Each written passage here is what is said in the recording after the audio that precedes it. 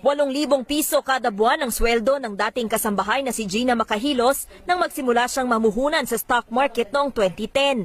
Sa halagang 5,000 pisong natanggap niya na Christmas bonus, nakipagsapalaran siya sa stock market. Ang pamumuhunan sa stocks ng isang kumpanya ay ang pagbibigay ng pera para magamit sa mga proyektong magpapalago sa kumpanya at sa kita nito. Ang naglagay ng pera sa kumpanya ay nagiging stockholder o nagkakaroon ng bahagi sa pag-aari nito na kumikita o nalulugi depende sa performance ng kumpanya. Kada buwan, naglalaan si Gina ng 2,000 piso mula sa kanyang sweldo para bumili ng stocks. Ginagabayan naman siya ng kanyang amo kung aling stocks ang dapat bilhin. Makalipas ang 7 taon, umabot ang pera ni Gina sa stock market ng higit 1 milyon. Siyempre at first ma'am kasi maid po ako. Siyempre yung stock market pang feeling pang mayaman. Kahit mahirap yung buhay at sweldo kung basta may discipline.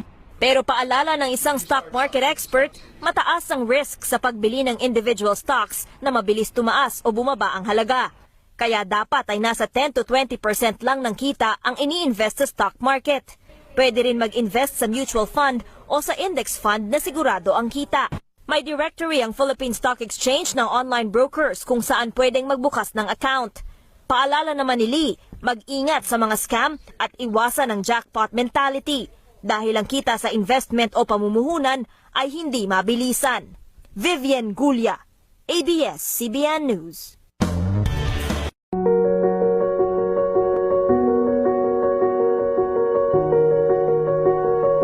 Masakit marinig ang mga balita at hinaing ng ating mga kababayang OFW na sa kabila ng kanilang mga sakripisyo, madalas silang nabibiktima ng panloloko.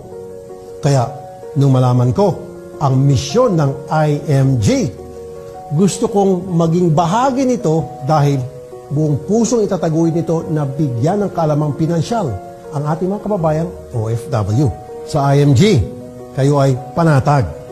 Tutulungan namin kayong maging wais sa usaping pinansyal. Nang sa gayon, kahit kayo ay malayo, kayo ay malaya. Ibibigay ko na lang example sa iyo, yung ating mga OFWs na nagkakaroon sila ng kontrata for so many years sa abroad. Naghirap sila doon, malungkot sa abroad, malayo sa kanyang pamilya. And then pagbalik dito, wala silang naipon. Why?